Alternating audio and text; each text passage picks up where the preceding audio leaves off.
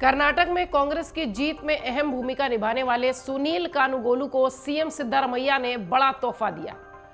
वो मुख्य सलाहकार बन गए हैं सीएम के। दरअसल कर्नाटक के विधानसभा चुनाव में कांग्रेस ने शानदार जीत हासिल की थी। इस जीत का काफी हद तक श्रेय चुनावी रणनीतिकार सुनील कानुगोलू को खाते में गया था, जिन्होंने चुनाव के लिए कांग्रेस के लिए कई रणनीति बनाई थी। कहा जाता है कि चुनाव के समय सुनील कानुगोलू ने दिन रात कर्नाटक में कांग्रेस को जीत दिलाने के लिए रणनीतियां तैयार की थी। लेकिन अब जीत के लगभग 20 दिन बाद सीएम सिद्धारमैया ने सुनील कानुगोलू की मेहनत का उन्हें इनाम दे दिया है। सुनील कानुगोलू को कैबिनेट मंत्री के दर्जे के साथ सीएम सिद्धारमैया के मुख्य सलाहकार के रूप में भी नियुक्त किया गया है। कर्नाटक के सीएम सिद्धारमैया ने सुनील कानुगोलू को अपना मुख्य सलाहकार नियुक्त किया है। कर्नाटक चुनाव में कांग्रेस को शानदार जीत दिलाने वाले कानुगोलू को कांग्रेस पार्टी की तरफ से यह बड़ा तोहफा मिला है। इस संबंध में जारी आदेश में कहा गया है कि सुनील कानुगोलू सीएम के मुख्य सलाहकार होंगे और उन्हें कैबिनेट मंत्री का दर्जा प्राप्त होगा। सुनील कानुगोलू ही ऐसे शख्स थे जिन्होंने तत्कालीन भाजपा सरकार के खिलाफ रेड कार्ड जारी किया था। इसके अलावा उन्होंने पे सीएम, 40% कमीशन सरकार और क्राई पीएम अभियान चलाने में भी महत्वपूर्ण भूमिका निभाई थी। इसके बाद पार्टी के जमीनी नेता सहित यहां के कैडर में जोश का संचार हुआ और पार्टी ने ऐसा प्रदर्शन किया। सुनील कानुगोलू कर्नाटक चुनाव में कांग्रेस के लिए चुनावी रणनीति बनाने में पूर्व भाजपा के चुनावी अभियान में भी अहम रोल निभा चुके हैं। कानुगोलू पीएम मोदी के लिए 2014 के लोकसभा चुनाव में चुनावी रणनीतिकार प्रशांत किशोर के साथ काम कर चुके हैं, यानी भाजपा से भी उनका संबंध रहा है। सूत्र ये कहते हैं कि सुनील कानुगोलू की टीम ने कर्नाटक चुनाव के दौरान राज्य के सभी 224 विधानसभा क्षेत्रों में सिलसिलेवार तरीके से सर्वे किया था, कांग्रेस के लिए रणनीति बनाई।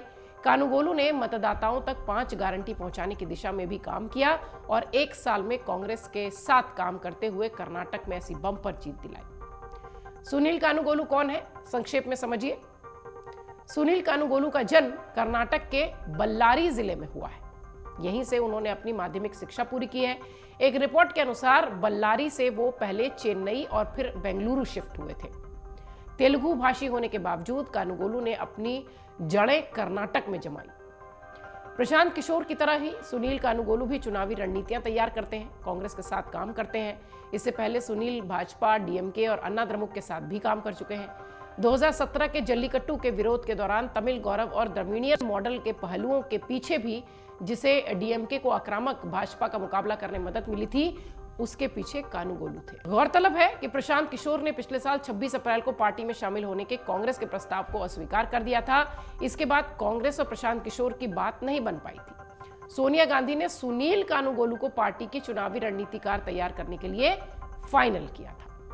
पिछले साल मई में कानुगोलू को टास्क फोर्स 2024 के सदस्यों के रूप में भी नियुक्त किया गया था और इस टास्क फोर्स में कानुगोलू के अलावा पी चिदम्बरम, मुकुल वासनिक, जयराम रमेश, केसी वेणुगोपाल, अजय माकन, प्रियंका गांधी वाड्रा और रणदीप सुरजेवाला जैसे बड़े नेता हैं, उसमें सुनील कानुगोलू शामिल है।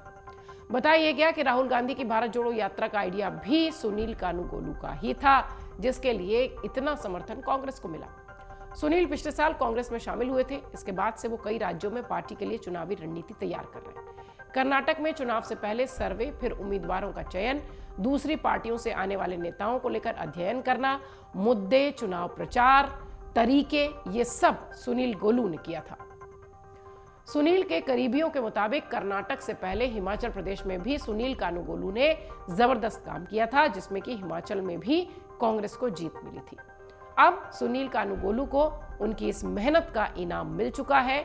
उन्हें सिद्धारमैया का मुख्य सलाहकार नियुक्त किया गया है। मन से उजाला कर चले, मन से